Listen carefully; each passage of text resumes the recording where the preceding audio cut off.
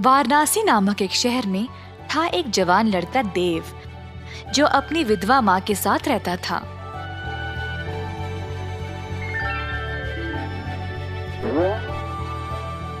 उनकी थी 1 एकड़ की जमीन, जिसमें वह काम करके अपनी रोजी रोटी कमाते थे। एक दिन अचानक से आए 2 सैनिक और देव को बिना उसकी कोई गलती कैद खाने ले गए।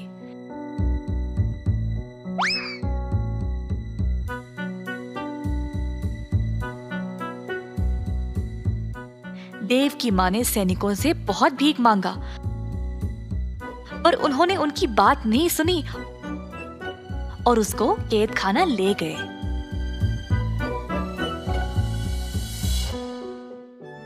देव की माँ अब बेसहारा बन गई, क्योंकि उसका ख्याल रखने वाला और कोई नहीं था। इन सब की वजह से अब खेती का काम भी रुक गया। इसी तरह दिन बीत गए और सारा खेत सूख कर नष्ट हो गया। कमाने का उनका यही जरिया था और अब माँ के पास कोई खाना भी नहीं बचा। देव की माँ को समझ नहीं आया कि वह क्या करे। वह अपने बेटे से बात करना चाहती थी, शायद वो उसको बताए कि वह क्या करे। देव की माँ गई एक गुरुजी के पास एक पत्र लिखने में उनकी मदद मांगने। गुरुजी, मेरे बेटे को बंदी बनाया गया है बिना उसकी कोई गलती के। अब मेरा ख्याल रखने के लिए कोई नहीं रहा। कृपया आप देव के लिए मेरी तरफ से एक पत्र लिख दें। देव की माँ, आप जैसा चाहे मैं वैसा ही करूँगा। आप हौसला रखिए, सब ठीक हो जाएगा। गुरु ने पत्र लिखा।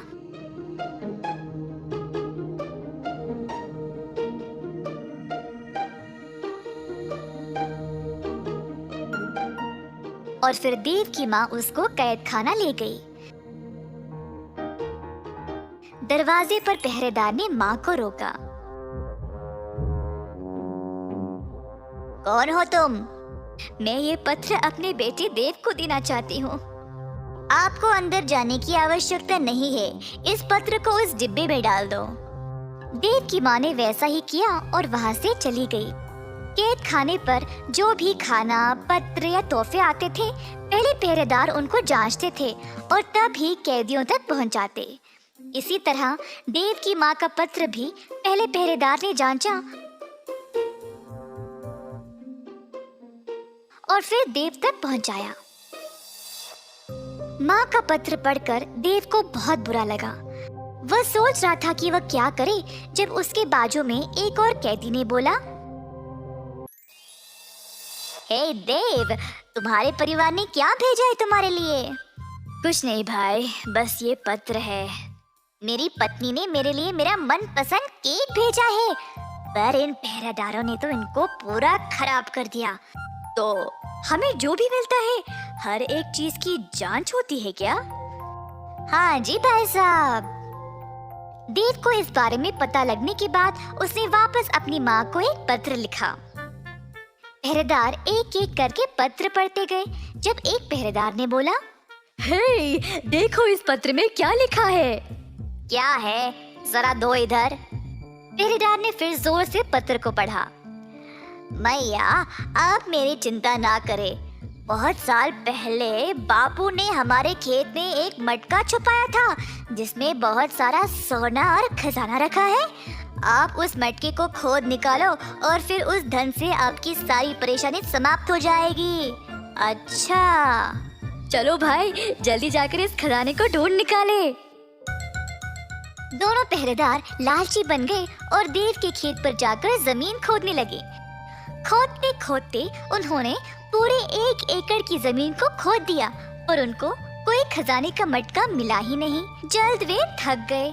क्या करे ये ना जानकर दोनों पहरेदार वापस कैद खाना चले गए। अगली सुबह जब देव की माँ जागी तो उसने देखा कि सारा जमीन जोता हुआ था और ताजी मिट्टी बाहर आई हुई थी। देव की माँ ने फिर से खेती बाड़ी का काम शुरू किया और अन्य बीज बोया। धीरे धीरे वह पैसे कमाने लगी और कुछ ही समय में उसने काफी पैसे जमा लिए, जिससे उसने अपने बेटे को जेल से रिहा करवा लिया।